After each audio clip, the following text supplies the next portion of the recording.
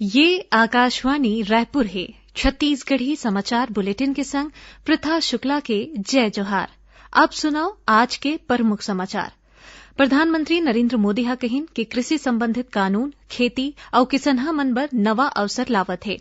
कृषि संशोधन विधेयक ले छत्तीसगढ़ में किसान मजूर और गरीब वर्ग ऊपर पड़े वाले प्रभाव में गोठबात बर राज्य मंत्रिमंडलीय हाई पावर कमेटी के रायपुर में एक ठिन बैठका होइस और उच्चतम न्यायालय हा 16 अक्टूबर के नीट 2020 परीक्षा परिणाम घोषित करे के आदेश दीन है। सुनो एक जरूरी संदेश। कोविड महामारी के खिलाफ देश एकजुट होकर लड़त है। आपो मन हमर संग सुरक्षा और बचाव के 3 सरल जरूरी उपाय के संकल्प लेवो। पहली उपाय, जब भी घर ले बाहर निकलो मास्क जरूर लगावो। दूसरा उपाय, लोगन ले 2 गज के सुरक्षित दूरी रखना ही जरूरी। तीसरा उपाय, अपन हाथ घेरी बेरी साबुन और पानी ले बने असन धोवो। ये 3 आसान उपाय अपना के आप मन कोरोना ला हरा सकत हो। अब समाचार विस्तार ले। प्रधानमंत्री नरेंद्र मोदी हा कहिन कि कृषि संबंधित कानून खेती और किसनहा मन बर नवा अवसर लावत है। एकर ले किसान मन के भूमिका अन्नदाता ले उद्यमी के हो चाहिए। प्रधानमंत्री हा जन नेता पद्म भूषण डॉक्टर बाला साहेब विखे पाटिल के आत्मकथा के वीडियो कॉन्फ्रेंसिंग करके उद्घाटन करेन। ए बेरा में प्रधानमंत्री हा कहिन कि स्थानीय अर्थव्यवस्था के मॉडल और स्थानीय उद्यमी मन के माध्यम ले देश ला आगू बढ़ाए जाही। केंद्र सरकार डहार ले पारित करेगे कृषि संशोधन विधेयक के छत्तीसगढ़ में किसान मजूर और गरीब वर्ग ऊपर पड़े वाले प्रभाव ला गोठबात बर राज्य मंत्रिमंडलीय हाई पावर कमेटी के काली रायपुर में एक ठिन बैठका हुईस। कृषि मंत्री रविन्द्र चौबे के अध्यक्षता में आयोजित करेगे ए बैठका में आने विषय ऊपर गोठबात करेगीस। कृषि संशोधन विधेयक ले किसान मन के हित के रक्षा बर राज्य में नवा कानून बनाए जाए की स्थिति में कौन प्रकार के प्रावधान की जरूरत होही। ए बैठका में श्री चौबे हा कहिन कि संशोधित कृषि कानून ले अगर प्रदेश के धान खरीदी के व्यवस्था प्रभावित होथे त नवा कानून बना के किसान मन के धान खरीदी के व्यवस्था करे जाही। संगे संग ए बात ऊपर घलो जोर देगीस कि किसनहा मन ला उखर मन के फसल के बिक्री में कोनो प्रकार के परेशानी झन होवे। दूसर कोती राज्यसभा सांसद सरोज पांडे हा कहिन कि केंद्र सरकार हा कृषि सुधार विधेयक ला पारित करके देश भर के किसान मन ला समृद्ध और सशक्त बनाए बर अच्छा पहल करे है। सुश्री पांडे हा दुर्ग जिला के भोथली और अछौटी गांव के किसनहा मन ले गोठबात करेन। ए बेरा में ओमन किसान हित में पारित ए संशोधित कानून ला लेके कांग्रेस और आने विपक्षी दल डहार ले दुष्प्रचार और किसान मन ला भ्रमित करे के आरोप लगाइन है। संगे संग किसनहा मन के फसल न्यूनतम समर्थन मूल्य में खरीदे के प्रक्रिया पहली जैसन जारी रखे के जानकारी घलो दिन।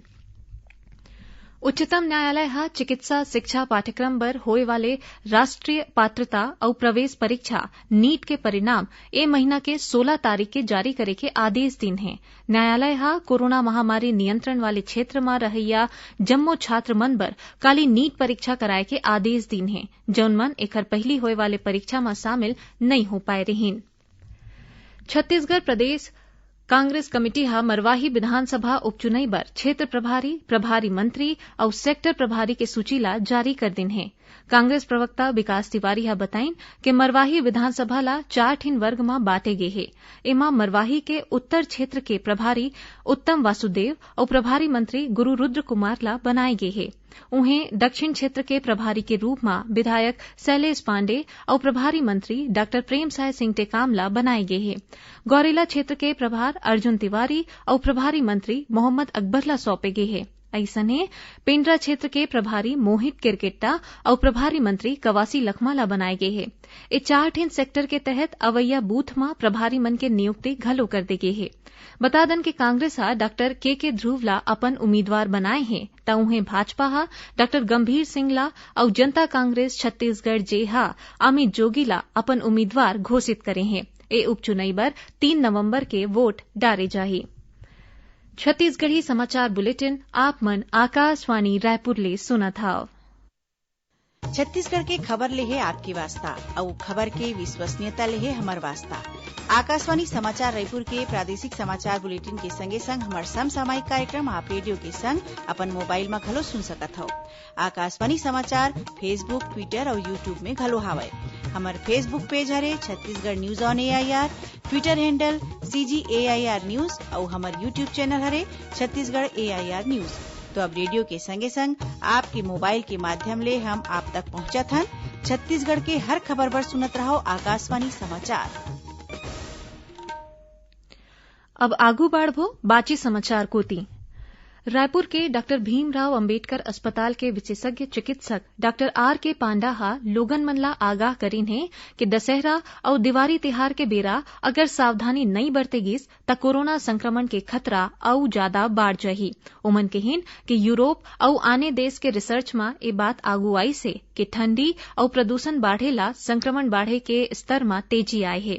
इति महासमुंद जिला में कोरोना सघन सामुदायिक सर्वे अभियान ला 15 अक्टूबर तक आगू बढ़ा दे है। जिला के मुख्य चिकित्सा और स्वास्थ्य अधिकारी डॉक्टर R.K. परदल बताइन कि अभू तक 3,500 ले ज्यादा संदिग्ध मन के पहचान करके उखर मन के कोरोना के जांच करेगे है। यही बीच कोरिया जिला कलेक्टर SN राठौर हा जिला में चलत सामुदायिक सर्वे अभियान के वीडियो कॉन्फ्रेंसिंग के माध्यम ले समीक्षा करें। ओमन बताइन कि अभू तक जिला में 1,31,000 ले ज्यादा घर भर में सर्वे करे जा चुके हैं। उन्हें दुर्ग जिला में कोरोना संक्रमण के मामला में कमी आए के बाद कचांदुर के Chandulal Chandrakar Covid care centre और अस्पताल ला अस्थायी तौर में बंद कर दे गए है। 2 महीना में ये अस्पताल में इलाज के बाद 2,500 ले ज्यादा कोरोना मरीज मन ठीक हुईन है। यही बीच सामाजिक कार्यकर्ता और गैर सरकारी संगठन के संस्थापक पद्मश्री फुलबासन बाई यादव हा लोगन मन ले कोरोना संक्रमण ले बचाव बर जरूरी सावधानी बरते के अपील करे हैं। आकाशवाणी के सभी श्रोताओं को मेरा नमस्कार, जय जोहार। मैं फुलबासन यादव बोल रही हूँ। मित्रों, कोविड महामारी के खिलाफ पूरा देश एकजुट होकर लड़ रहा है। प्रधानमंत्री नरेंद्र मोदी जी ने हाल ही में इससे बचाव के बारे में लोगों को जागरूक करने के लिए एक जन आंदोलन की शुरुआत की है। हम सभी को इस जन आंदोलन में सहभागी बनना है। आइए आज हम सब अपने स्वयं के और अपने परिवार तथा समाज की कोरोना संक्रमण से सुरक्षा और बचाव के 3 आसान उपायों को अपना के संकल्प लें।